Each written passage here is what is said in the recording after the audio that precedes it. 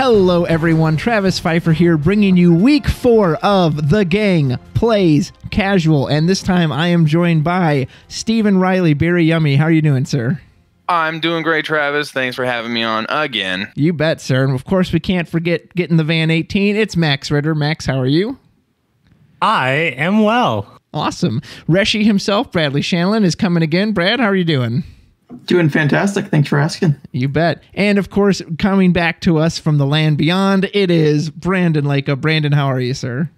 Doing great. Thanks for asking. You bet. Okay, so guys, Legal Light is done as far as the original Swiss round. So we're going to take a week off from competitive play, and then everyone's going to go to Top Cut. I believe all of you have made it, if I'm not mistaken. So that's exciting. Congratulations. By the skin of our teeth. Congratulations to all of you. So close. Well, and it's interesting. So for Top Cut, it's going to be a Swiss round, right? It's not just going to be like your typical double elimination. Yep. Yeah, so that'll be fun. So we'll have to decide those decks. But before we get to that, we still got to wrap up week 4. So Brandon, you haven't been here in a hot minute. I'm going to start with you. What did you play? Did you play both matches? Let me ask up front. Did anyone have any drop games, or did everyone play other games this time? I had one drop game. So Steven I played did. one, and then I played both of mine. Brandon played both of his. Both. Okay, so Steven's the one. Well, that's pretty good. All right, Brandon, I'm the odd one out. lay it on us, sir. What did you bring to the table this time? All right. So this week, since I was pretty much guaranteed a top 4 slot, I decided to go with some goofiness to, just kind of test the waters a little.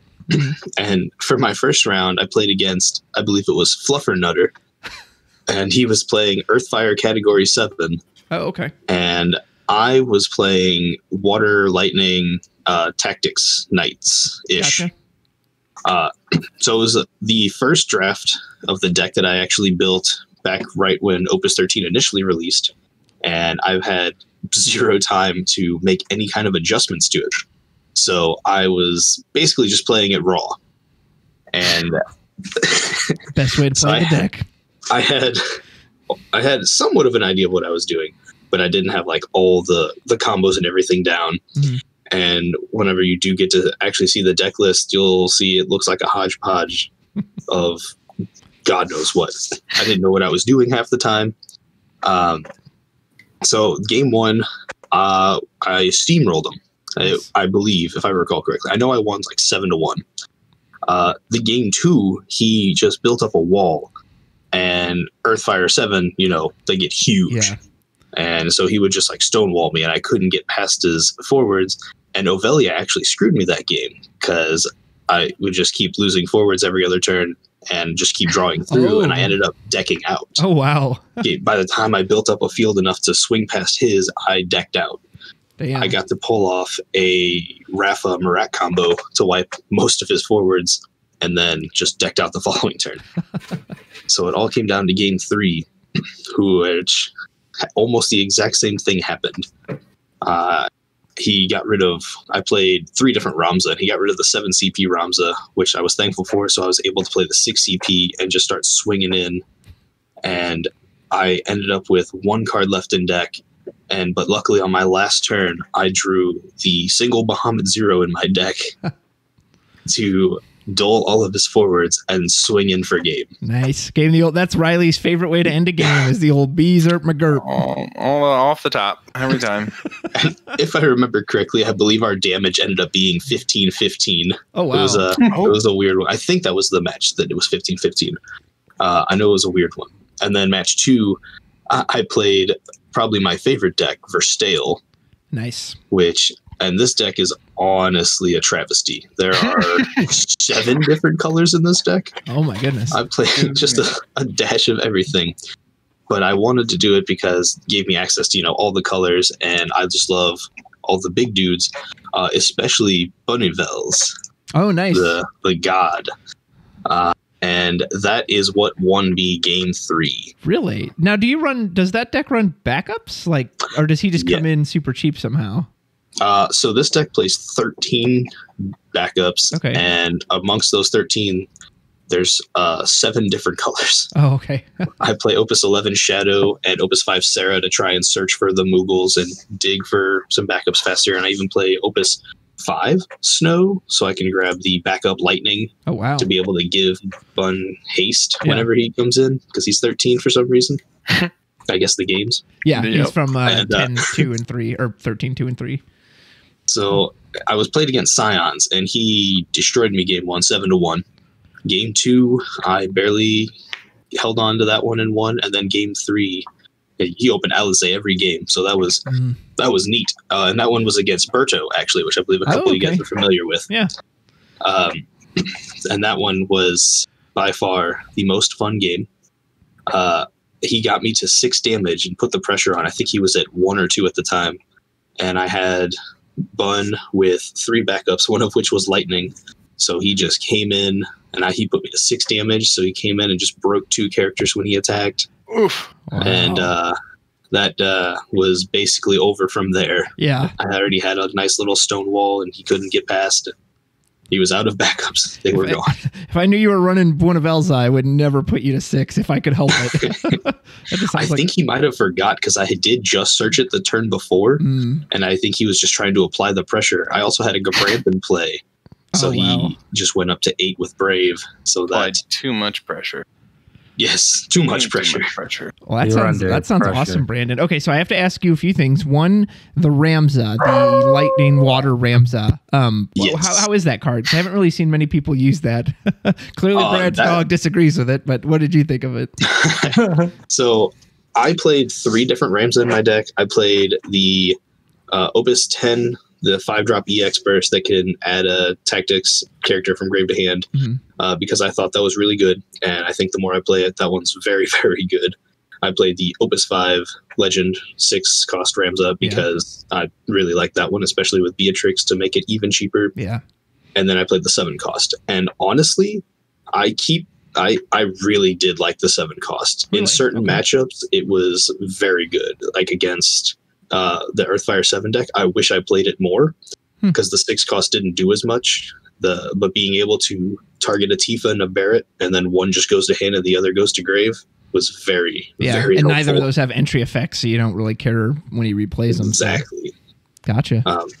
So yeah, certain matchups, that one was definitely key, and that's why I kind of split it up across a couple different ones. That's awesome. Any of you boys have any questions for Brandon? Brandon, did you ever get to play the 7 cost Ramza for 2? I did not. I tried super hard, and I had a Beatrix in play, but I didn't have enough tactics characters, and I was like, I can get one more out, but it just would have been another Ramza. That would have been. I want to try that to see how that is, but I know it feels dirty. But that would And be with crazy. Yeah. And with like Ovalia and stuff, just being able to like replay that onto the field. I bet that's crazy, because I know, like when I was playing Octagon, like the first couple weeks that Opus 13 was out, everybody just jammed out Knights. So I mean, this is like pretty similar to a lot of the Knights decks that I saw. And then like it kind of, like you said, you tested it a little bit and then put it down, but a lot of it looks really similar to what a lot of people are playing, because you play like the Dice with Dargon, Zalbog and stuff. That's all Definitely in there. Some changes I would make too. Yeah. I put too many tactics characters in there just so I could try and make that Ramza cheaper, and also to maximize Ovelia's draws. But honestly, I do not need to do that. I got enough of the draws off. Also, the updated version would just have Famfrits to make it easier to kill their stuff and then draw more on their turn. Oh yeah. Yep. Makes sense. Am I blind, or how do you play Althea? I asked the same thing. Oh, Jagrin. Wait, The she's single- a princess? Oh yeah. Wow. Yeah. Man, that card just. Let me tell you how useful that card was. It was not. I saw Jagrin one game, and I saw Althea all 3 games. And that was the best win CP I could have asked for. Nice. Jagrin's so funny because that's a card that like no one used in what it come out in Opus 12 or 11. 12. Yeah, 12. Nobody ever used it, and then but we got all these new princesses now too. So I guess especially with the Princess Sarah, people have been doing it. No, that sounds awesome, man. Those sound really fun, and I'm glad you made. Very fun. So were you top of your pod, or were you made second? No, right? I was second. Okay. I took way too much damage. Oh, I gotcha. Yeah, the old damage multiplier. Well, no, thanks for sharing. All right, Brad, you're up next. What did you play? All right. I ended up playing my Zed Storm deck again. But I felt really dirty this week. I actually played...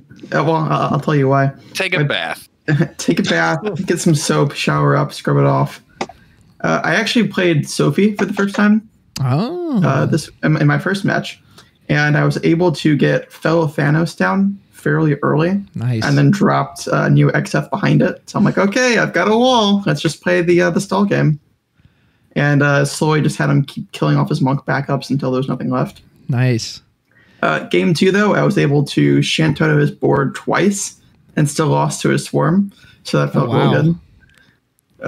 Then game 3, I took a note from what you guys had said last week and tried to ramp my backups out for a storm deck. Yeah. So I was able to get 4 backups out on my turn 2. Oh, and nice. then turn 3, I played Neo XF because I drew him pretty early and was able to just stall with Neo XF and I think it's White Tiger Chi, the Earth the Ice Nimbus, one. yeah. Nimbus, yeah. And was able to freeze his Tyro, so he couldn't do anything for his, I think, water backup fix. So that helped out a lot. And then from there, I just slow grinded him out, kept freezing his stuff, and then just let him blow up his backups.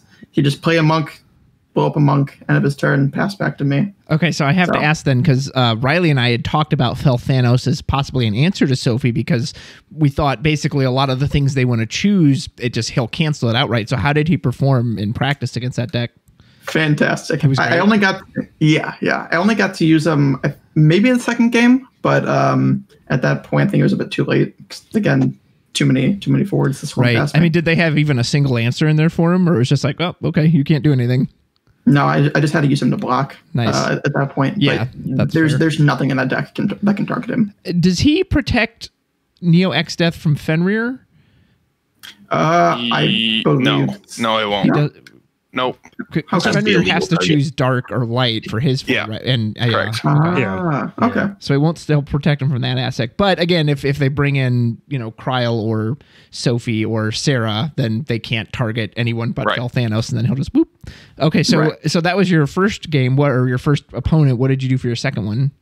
Again, this is where I feel dirty. My second match, I played against the Ice Fire deck, where they only play 5 costs and higher stuff.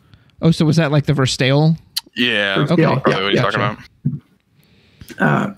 First time playing that. Like I said before, I've been out of the game for a little bit, so I'm still learning into these new for me, but pretty common matchups for you guys.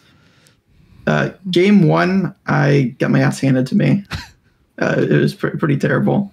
He flooded the board with Verstale, grabbed, I think, 3 5 costs, and then went off from there, had a board of 3 forwards by removing his break zone, and then played off another card behind it, and I'm just at a loss. So I couldn't chant Toto, couldn't really respond, and it was just okay. Yeah, that's one of those turns you're like, I play Battle Ox. An attack mode.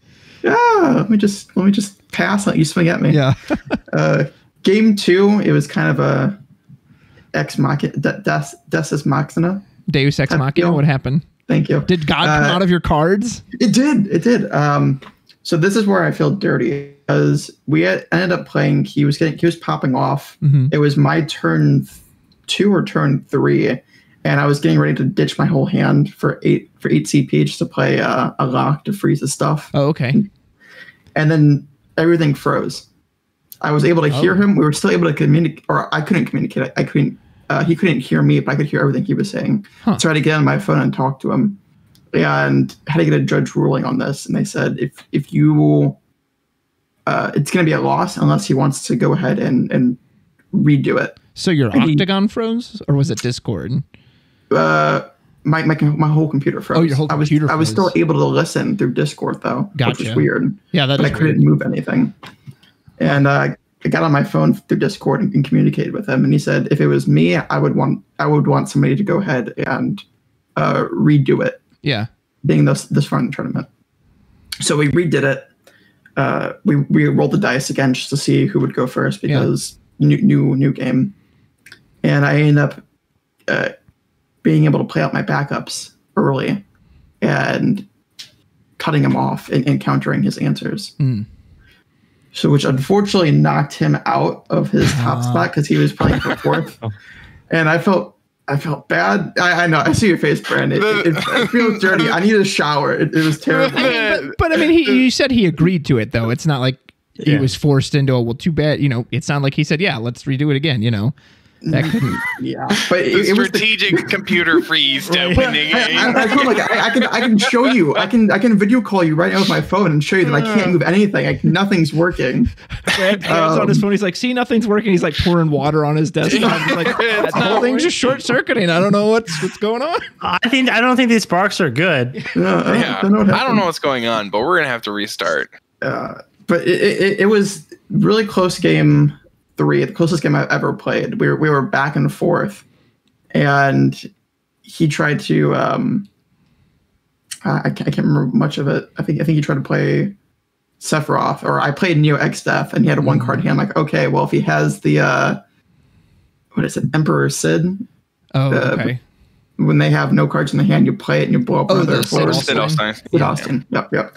And I'm like, okay, well, I saw his hand with Zidane earlier. Maybe he drew into the one hand here, so I'm just gonna go for it. Drop down Neo X-Death. I was like, okay, my turn. Pitch 2, drop it down, blow up Neo X-Death. I'm like, well, okay. Yeah. And I was very narrowly able to come out and finish him off. I think with Zalera or something like that. But I ended up winning the final match with 14 points. It was 15 points. Nice. So it sounds like you guys have had some close ones this week. No, that's awesome, Brad. Well, I'm glad you did at least get to play that game out, regardless of, unfortunately kicking him out. But it's always nice to see the game played out than just saying, oh, well, Octagon crashed. No, that's awesome. All right, Max, you're up next. What did you play? So I played 2 decks this week. The first deck that I played is titled, I know Dad's not coming back, but maybe Azul can be my stepdad. And so it's like Wind Lightning based. It revolves around the Cactars. It revolves around the starter Azul. And then basically it has a bunch of like cards like Legend Gilgamesh is in there, Orlando's in there. We have the new Legend Golbez is in there, Barbarisha's in there. And it just performed really well. Like I played Kunshira is really good. Is she? Like, okay. I really like that card a lot. And then I obviously have a Lua in here because I love that card.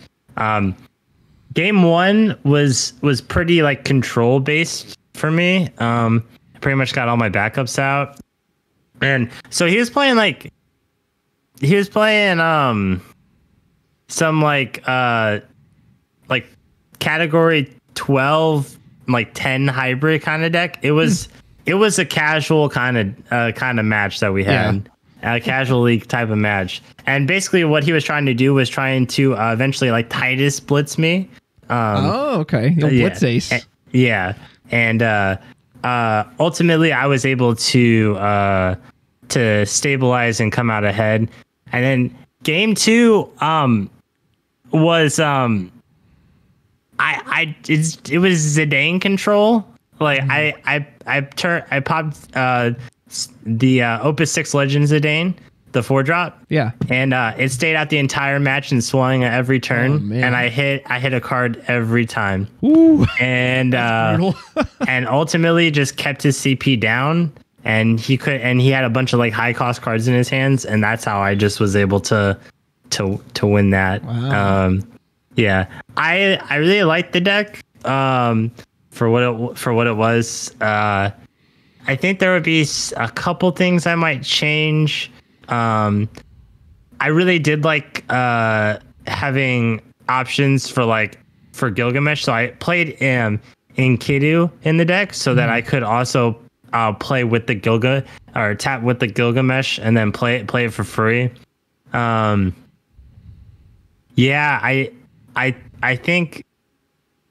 think the deck's pretty good for what it is. Obviously, it will be no Cactar Dataluma, but right. It works well. Did you end up Azul pinging much? Did you end up so fun fact, I didn't play Azul either game. Oh, all right. Just did not see the man. But when I tested it seemed pretty good at the time. And then like the new Stilt skin is really good because you search your Cactars. Yeah. Doned will search for the Cactars. You have and then if I saw the Jesse, that I play one backup Jesse to search for the Azul, but I didn't see that either. So, but yeah, I like the deck. And then my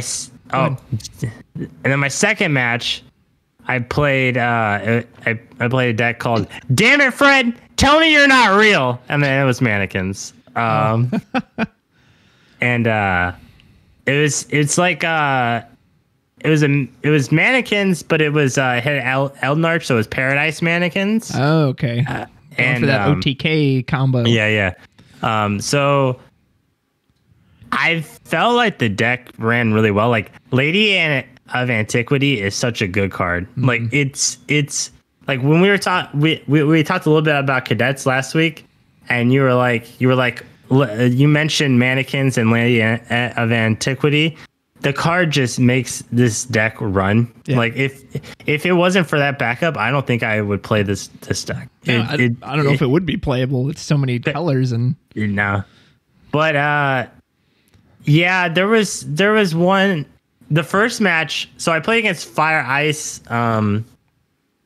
It was like a Sid Randall remedy, like mixture with Innocence. That's right. We saw this deck. Yeah, this is the one we saw on stream. So I don't play any summons in this deck, so Sid Randall was really rough to deal with in the first matchup. But ultimately, he attacked into me, and I blocked. And I was assuming that he'd play another Sid Randall, but he didn't. And I don't know if he had thought he had it in his hand, but he had discarded it last turn. I'm not sure what went through that mind, because he partied, and then I blocked. Yeah, and I was like, kill the Sid Randall. I was like, I have to do it, even if he's gonna play another one. That's one. I mean, yeah, I have to get it off the board. Riley and I were watching this, and we were commenting at the time, because Sid Randall really shuts down mannequins, because you're basically all entry effects, and I don't think any of them have any like on attack triggers. No. So the Sid Randall was shutting you down, and then when he like offered it up on a silver plate to you, and you're like, oh, okay, kill it. Okay, I can win now. We were both just like, what did he do that for? So I don't know if he really realized that the Randall was what was letting him win, or like you said, maybe he thought he was going to somehow get another one and he didn't. Or, I don't know. But when we saw, they were like, oh, well, that was a huge mistake, because now Max is just going to win. I also had Kadaj on the board. And Kadaj was just coming in and just doing nothing. Exactly. And then ultimately it came back and was able to get me to where I needed to be. Game 2, I set up, and I think first turn I had like or it was like turn 2 I had two Lady of Antiquities and a Delusionary Warlock on the field, and then like turn 3 I played Exodeth into something, and then I remember playing Spiritus into Kadaj, and then I ultimately just he had an Innocence, so I remember playing Counterfeit. So I played Counterfeit Wraith to get rid of his Innocence, and then when I Spiritist into Kadaj, I removed the Innocence from the break zone. Nice. And then ultimately was just I was just too fast. I actually really liked this deck. So I didn't get to Paradise. So few of us ever do. But I do like Eldnarch. I will say something I do not like about Spiritus that I learned not from this match, but from playtesting it later, is it can't be played if you already have a dark card in the field, and that feels rough whenever you're just sitting with it in hand and you're just like, I can't do anything with this. And yeah, and especially because I had Kadaj, so it kept leaving but entering before I could play it again. I wanted to ask that of Stephen, Brandon, and Brad. Have any of you guys seen them Spiritus of the Materia? Have you guys seen anyone use them like super effectively? Like, I've seen a couple cute plays, but to me, nothing that makes me want to build around them yet. I currently have a couple decks, one with the Spiritus and then one with Materia, and I've been dying to try them out. Actually, I have 2 with Materia. I've been dying to try them, so I'm very curious to see how they do end up playing out. Okay, yeah, because I haven't seen them be like super, at least just from the limited knowledge I've had. What about you, Stephen? The one time I think I saw Materia used was in a Lightning Water deck, I think, and it was like a night deck, and they used the Oracle. So they used Materia to fish out the Oracle, and they Famfreted, and they drew a card off the Famfret with the Materia trigger, and then they played Thancred off that. Played more forward. So I was like, oh, that's Was really it my deck? I was that sounds like Was it yours? would do. I thought that was the list I sent you. It was so. I was playing against it. I don't remember if it was you or yeah, because I don't know if you've ever used it. But I was just randomly playing on Octagon, and somebody had used it, and I was like, wow, that's relatively good. That's pretty good. Yeah. Brad, have you seen it at all? I haven't seen the combo once. Okay, fair enough. Max, is there anything else you would add? I will say that I really do like the new mannequins a lot. And Counterfeit Wraith is like probably the best one in the deck. I mean, besides the backups, like the backups make the deck.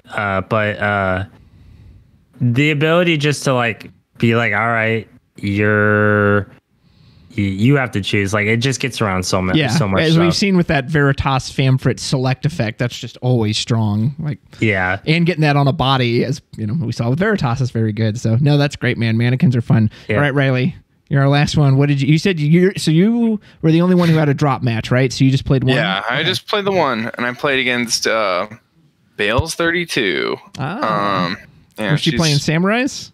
No, she wasn't. She was playing water, ice, something else. I don't remember.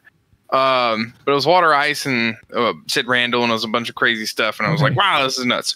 I was like, I'm just going to play Phoenix because it's hilarious. It's like, I don't want to say an overly costed card, but I think it's a fairly costed card, which like isn't good enough a lot of the times now.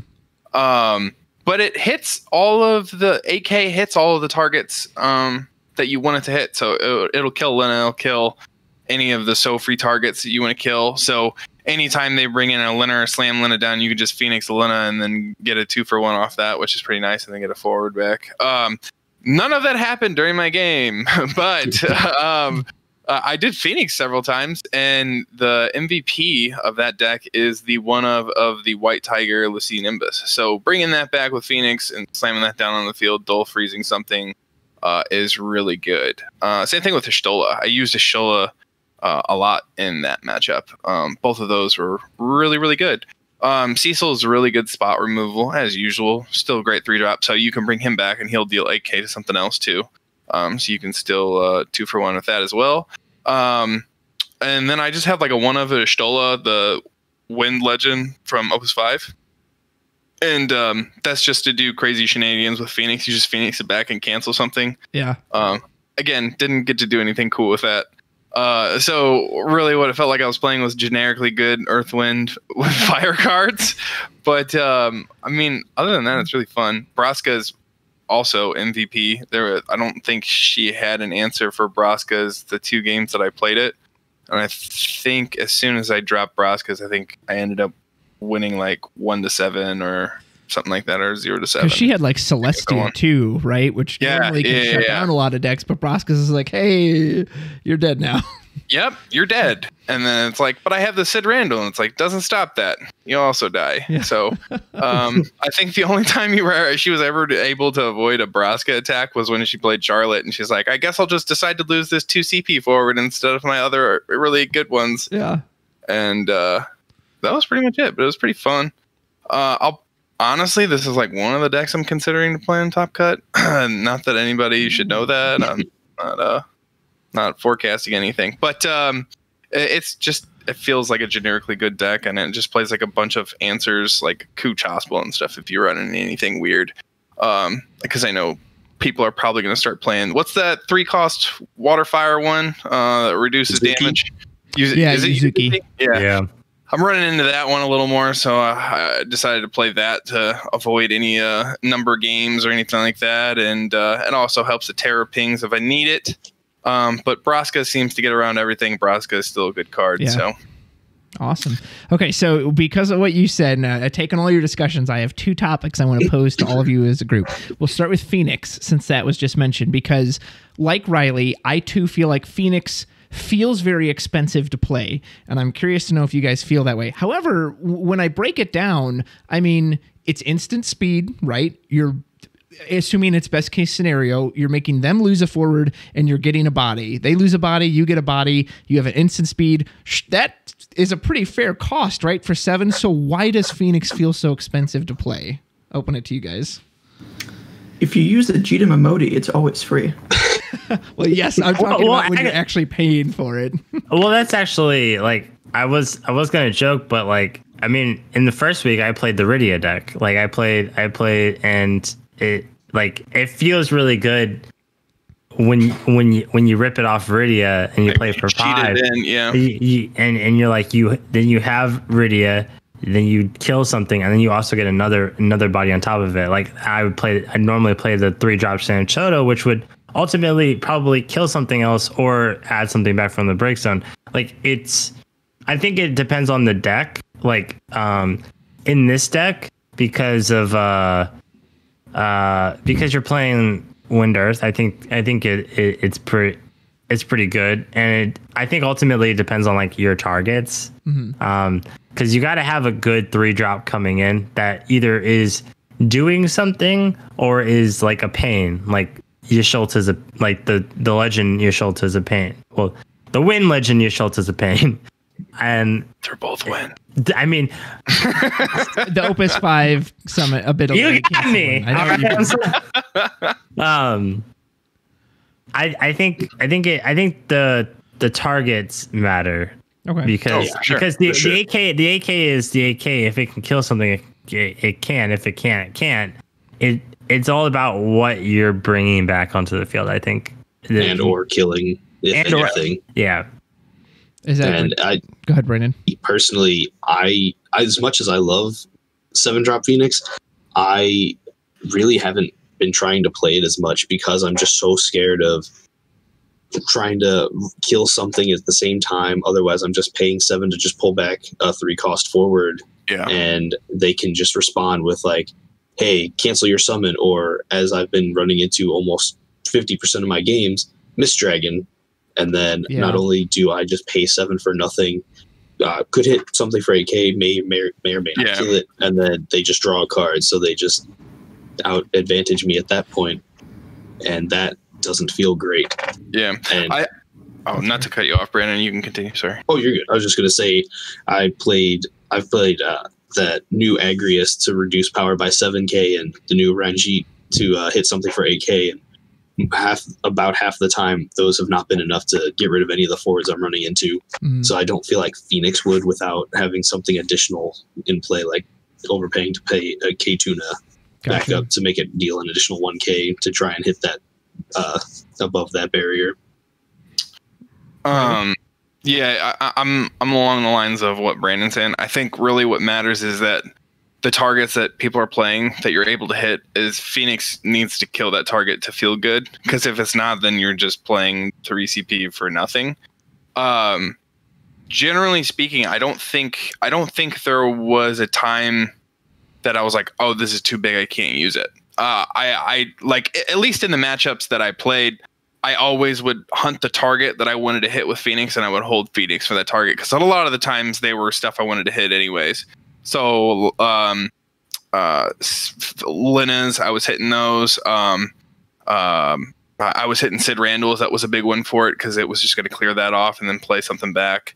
But the biggest thing, and it actually is surprisingly a hard summon to fizzle, because you have to fizzle both targets in the break zone and on the field. So either you're still going to get the forward back, right? And then if they fizzle the target on the field, and if they decide to remove your break zone, you could still potentially kill something.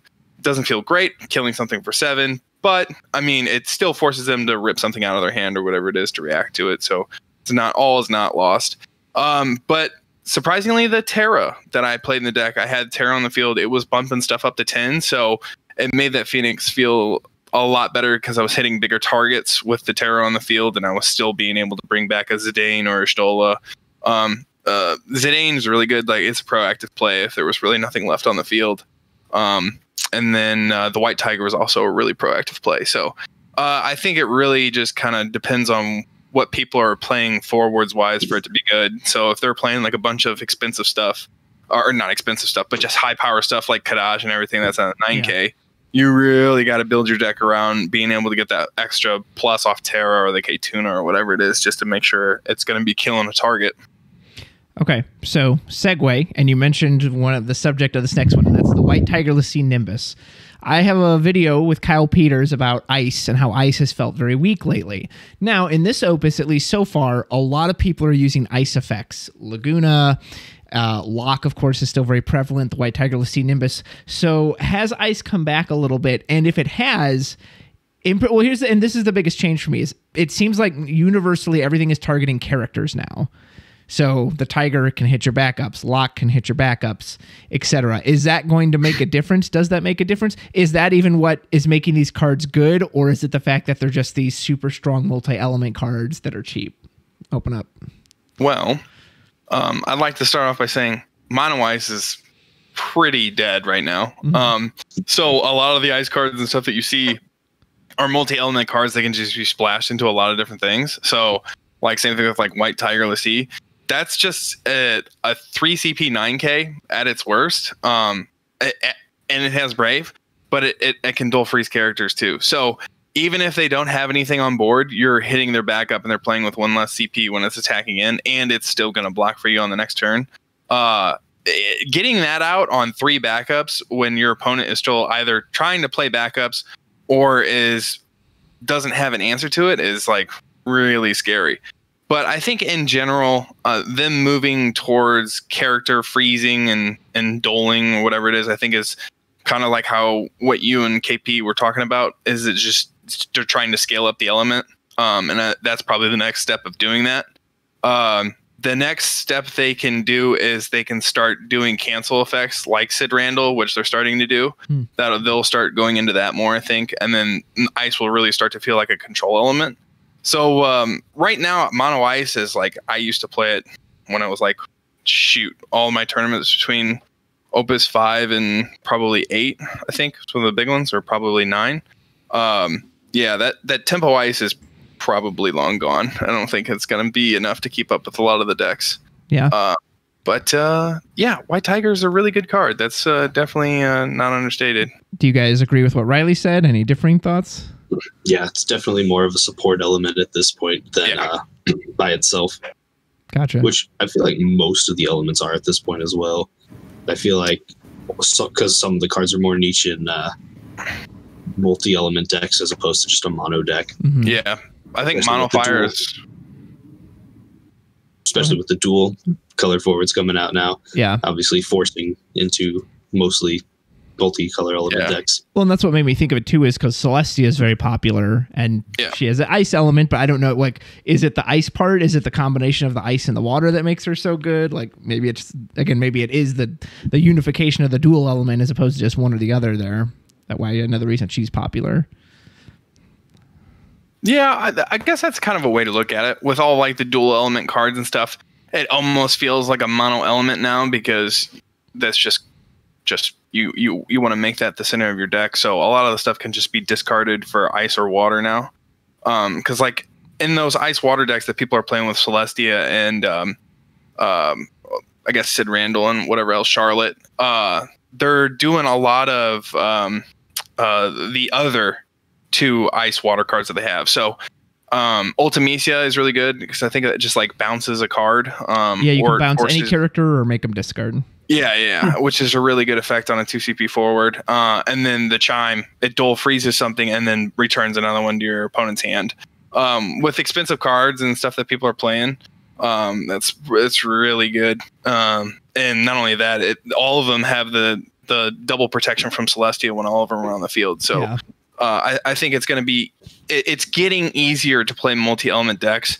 I'm hoping after kind of this last Opus 14 set that they're kind of coming out with, I think that's going to be like one of the last ones where they're going to be heavily putting in dual element cards. Yeah. They kind of start to go back towards really heavy mono element cards. So I'd hope to see like just bonkers cards, like primals. But they have primals, but they have like the restrictions of only in certain elements. Because I think the primals had that in chapters too, if I remember correctly. I believe so. That or you could only use the effects if you had all only. I thought that would color. be interesting. Yeah, have some kind, whether it's a keyword or something that says like cannot be on the field if there's anything besides an ice character, you know, or something that basically says you have to play this in mono. Yeah. What I think if I remember correctly, because it was a long time since I looked at chapters cards, what they did was they just made them like super costed, and then they got cheaper as you played ice backups. So for every ice backup that you had, it got cheaper. And it was like a ridiculously high card. Some of them, I believe some of them had cards that made them cheaper. Okay. Like, I think... Because they had like items and equipment and such over there. They had tons of stuff that, we haven't even seen in the game yet. I'm not super familiar with chapters, but... Brad or Max, did you have anything to add to that? I'm in general, I'm really happy to see that dual color classes are becoming a thing. Mm-hmm. In the past, I like to play sort of like Brandon, where we just splash in 3 or 4 colors into a deck and try and make it work. Yeah. And now with what Riley was talking about as well, having these dual color cards that are also color fixing, you can just pitch it for whatever CP you want, is fantastic. And I think it's only going to get better. Which brings me to a great topic as well. Let's bring back the Moogle backups. I think it's Moogle Brothers. You can tap any Moogle for any CP. The Crystal Chronicle Moogle one. Mm-hmm. Mm-hmm. And then play the ones where we can just ping them for fire damage, reduce their power with lightning. I think that'll be a fun backup. Get back to the old Moogles. Get back into. I mean, some people out there still run that Sarah that messes with all the Moogles. So for Opus 14, so the only combinations we haven't seen yet is Fire Earth, which we already know is a great element combination. Wind Water, that could be scary, and then Ice Lightning. I think those are the only 3 we haven't seen mixed together. Well, we know for sure the new starter cloud that's coming out is Fire Earth, if I remember correctly, and I think. The roof is Ice Lightning as well. Oh, is that okay? So yeah. So they're coming out with those elements. So I'm assuming they like led up to the big color combinations that people have always played. So like Ice Lightning has always been like a big 13 element combination. Fire Earth has always been a big 7 combination. Yeah. So I really hope they start releasing like a Lightning or a 13 card that is Ice Lightning that does something in Ice Lightning that does something with category 13 cards, because everybody's been waiting for something like that, and I think that would be really nice to see. Or maybe a fire ice 8 card that people can play, because I know fire ice is kind of the element that people have been trying to work with in this set. Maybe a category 8 card that's not Renoa or Squall. That's probably also a good option. There's other characters. Yeah, there's other characters. Kagaya's like, no, there's not. Yeah, there's not. There are no other characters.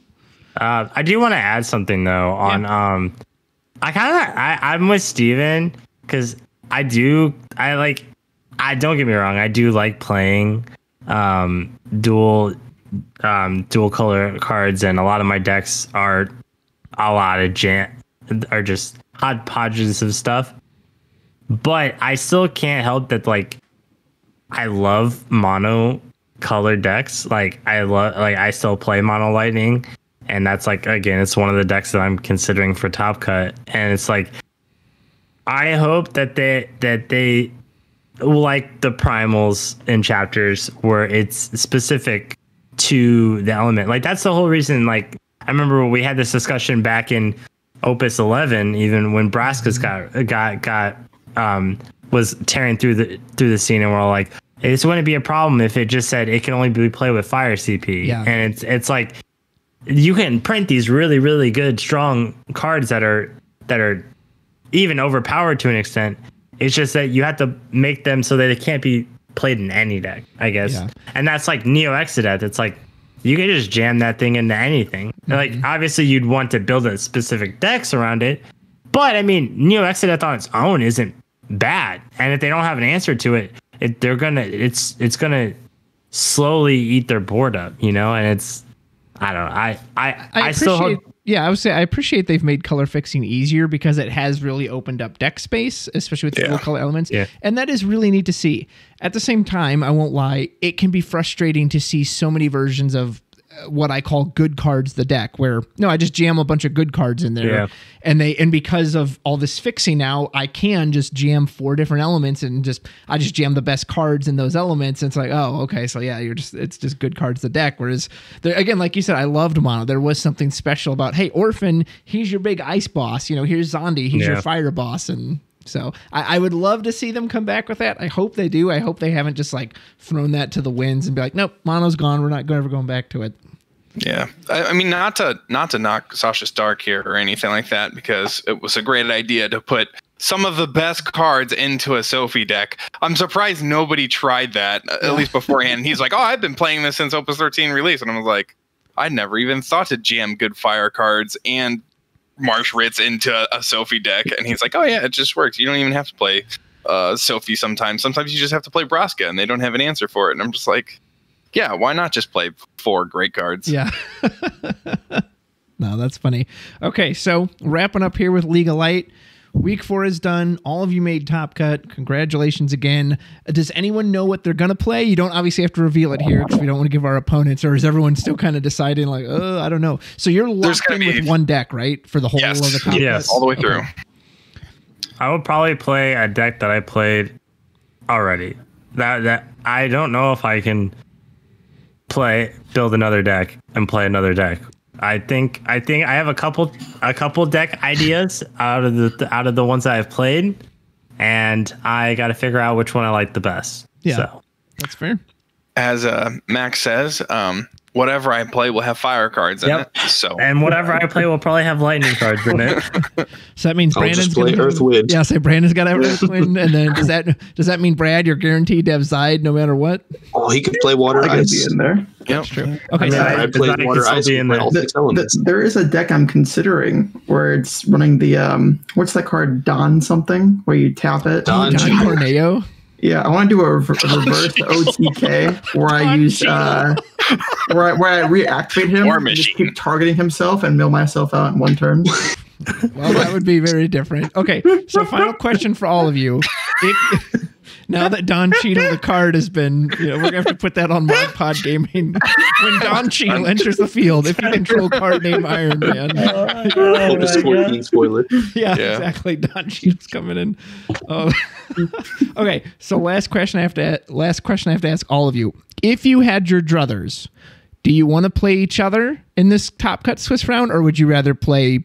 Because obviously there's a fun thing about playing your friends, but at the same time we've all played each other a ton. So okay, Riley, you first.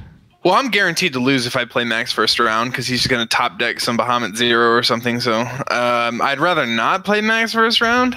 Just give me somebody else. But beyond that, I think I typically have fair games against Brad and Brandon.